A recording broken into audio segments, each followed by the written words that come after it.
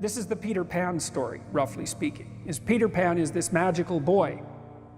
Pan is the god of everything, roughly speaking, right? And so it's not an accident that he has the name Pan. And he's the boy that won't grow up. And he's magical. Well, that's because children are magical. They can be anything. They're nothing but potential.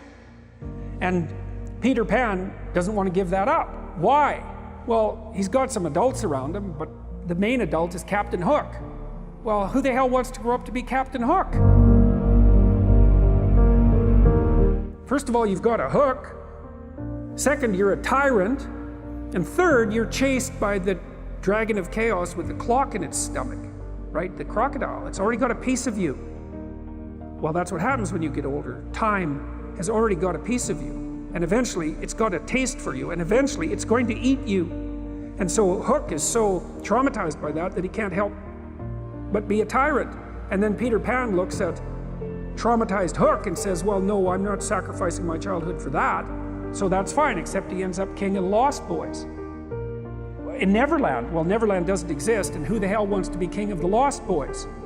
And he also sacrifices the possibility to have a real relationship with a woman, because that's Wendy, right? And she's kind of conservative, middle-class, London-dwelling girl. She wants to grow up and have kids and have a life. She accepts her mortality, she accepts her maturity. Peter Pan has to content himself with Tinkerbell. She doesn't even exist. She's like the fairy of porn. She doesn't exist. She's the substitute for the real thing. And so, but the dichotomy that you're talking about is very tricky, because there's a sacrificial element in maturation, right? You have to sacrifice the pluripotentiality of childhood for the actuality of a frame. And the question is, well, why would you do that? Well, one reason is it happens to you whether you do it or not. You can either choose your damn limitation, or you can let it take you unaware when you're 30, or even worse, when you're 40. And then that is not a happy day.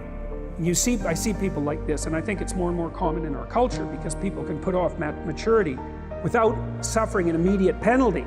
But all that happens is the penalty accrues, and then when it finally hits, it just wallops you. Because when you're 25, you could be an idiot. It's no problem. Even when you're out in a job search, it's like, well, you don't have any experience and you're kind of clueless. It's, yeah, you're young, you know, it's no problem. That's what young people are like, but they're full of potential. Okay, well, now you're the same person at 30. It's like people aren't so thrilled about you at that point. It's like, what the hell have you been doing for the last 10 years? Well, I'm just as clueless as I was when I was 22. It's, yeah, but you're not 22. You're an old infant, right? And that's an ugly thing, an old infant. So part of the reason you choose your damn sacrifice, because the sacrifice is inevitable, but at least you get to choose it. And then there's something that's even more complex than that, in some sense, is that the problem with being a child is that all you are is potential, and it's really low resolution. You could be anything, but you're not anything. So then you go and you adopt an apprenticeship, roughly speaking, and then you become something. And when you're something, that makes the world open up to you again. You know, like if you're a really good plumber, then you end up being far more than a plumber, right? You end up being a good employer. Not that plumbers, I'm not putting plumbers down. It's like more power to plumbers. They've saved more lives than doctors. So, hygiene, right? So, you know, if you're a really good plumber, well, then you have some employees, you run a business, you train some other people, you enlarge their lives, you're kind of a pillar of the community, you have your family. Once you pass through that narrow training period, which narrows you and constricts you and develops you at the same time, then you can come out the other end with a bunch of new possibility at hand. And Jung talked about that. He thought that part of the proper path of development in the last half of life was to rediscover the child that you left behind as you were apprenticing. And so then you get to be something and regain that potential at the same time. Very, very smart. Well, he was very, very smart. So that's very wise thing to know. So, yeah. Sacrifice. We'll talk more about that too. You get to pick your damn sacrifice. That's all. You don't get to not make one. You're sacrificial whether you want to be or not. That's a good thing to know as well. So even though it's rather, it's a rough thing to figure out. But other questions? I have one if no one else. Okay. That thing you just said about noticing it more and more in people later in their 20s. Yeah. What do you think about that? Where do you think it comes from in terms of culture we live in? I think universities facilitate it. Because you can go to university to not be something instead of going to university to be something. And it's Pleasure Island. And the price you pay for it, especially in the US, is debt. And you're enticed into it because the administrators can pick your pocket. So they rob your future self while allowing you to pretend that you have an identity, right? Very nasty. And you can't declare bankruptcy with your student loans in the US. It's indentured servitude. And it's precisely Pleasure Island. It's exactly that. And so tuition fees have shot way out of control. And part of the reason that universities don't make more demands on their students and let them get away with all the things they let them get away with is because they're basically, why the hell would you chase them out?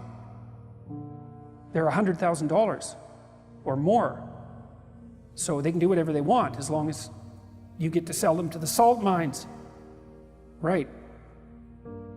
So, and it's not the only reason, because the other thing that's happened is that the rate of technological transformation is so fast now, and the rate of turnover of things is that it is genuinely harder for people who are, say, 18 to 20. When I was a kid, roughly speaking, the kind of rough patch for life was probably 14 to 17, something like that. Now I think it's 18 to 25, something like that. And I think the reason for that is that all the jobs that the bloody hippies complained about being doomed to in the 1960s have now disappeared. Their problem was, oh my God, I'm going to go have to work for a corporation and get a salary for the rest of my life, and then I'll just end up in it with a pension and that'll be my whole life. It's like, well, it seems like a lot better deal than an endless round of part-time Starbucks jobs.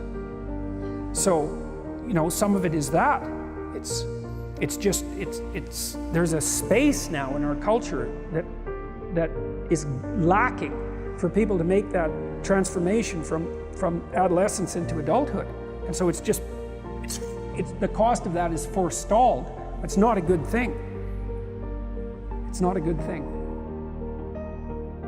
In order to have any positive meaning in your life, you have to have identified a goal, and you have to be working towards it. And there is a technical reason for that. And the technical reason, as far as I can tell, is that the circuitry that produces the kind of positive emotion that people really like is only activated when you notice that when you're proceeding towards a goal that you value.